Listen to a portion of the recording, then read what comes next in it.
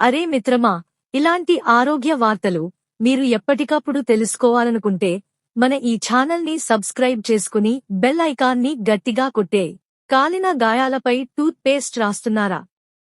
వంటగదిలో పనిచేస్తున్నప్పుడు వేడి నీరు, వేడి పాత్రలు లేదా ఇతర వేడి వస్తువుల వల్ల చర్మం కాలిపోవడం సాధారణం.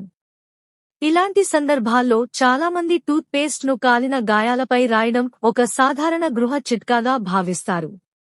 అయితే వైద్య నిపుణులు ఈ విధానం తప్పని, హానికరమని హెచ్చరిస్తున్నారు.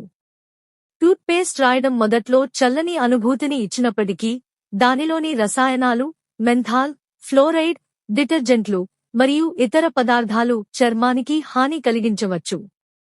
ఇవి చర్మాన్ని మరింత ఇరిటేట్ చేయడం, ఇన్ఫెక్షన్లు, బొబ్బలు లేదా శాశ్వత మచ్చలు వంటి సమస్యలకు దారితీస్తాయి.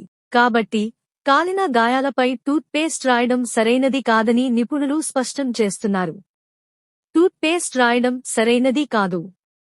వైద్య నిపుణుల అభిప్రాయం ప్రకారం కాలిన గాయాలకు సరైన ప్రథమ చికిత్స చాలా ముఖ్యం. కింది దశలను అనుసరించండి. 1. చల్లని నీటితో శుభ్రం చేయడం.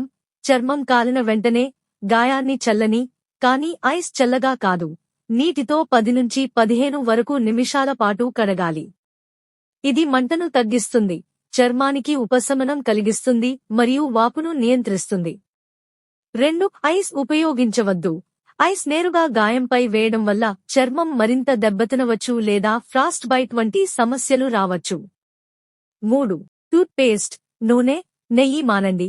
టూత్ పేస్ట్, నూనె, నెయ్యి, బటర్ లేదా ఇతర గృహోపకరణాలను రాయడం వల్ల గాయం మరింత ఇన్ఫెక్ట్ అవుతుంది, మంట పెరుగుతుంది మరియు నయం కావడంలో ఆటంకం ఏర్పడుతుంది.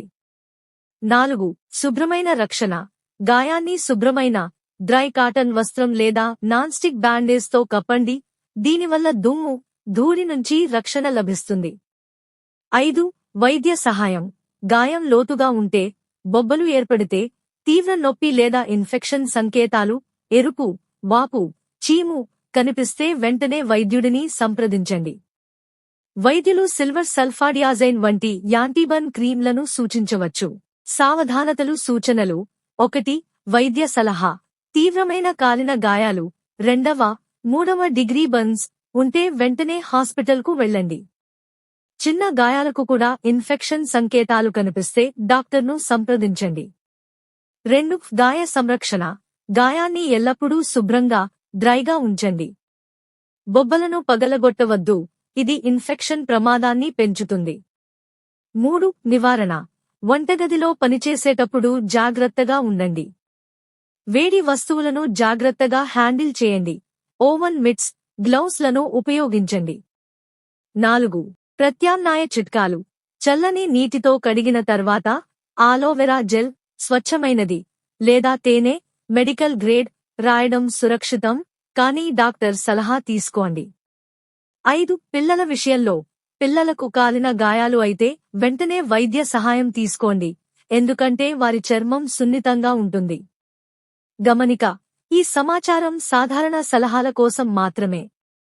కాలిన గాయాలకు సంబంధించి ఎల్లప్పుడూ వైద్య నిపుణులను సంప్రదించండి.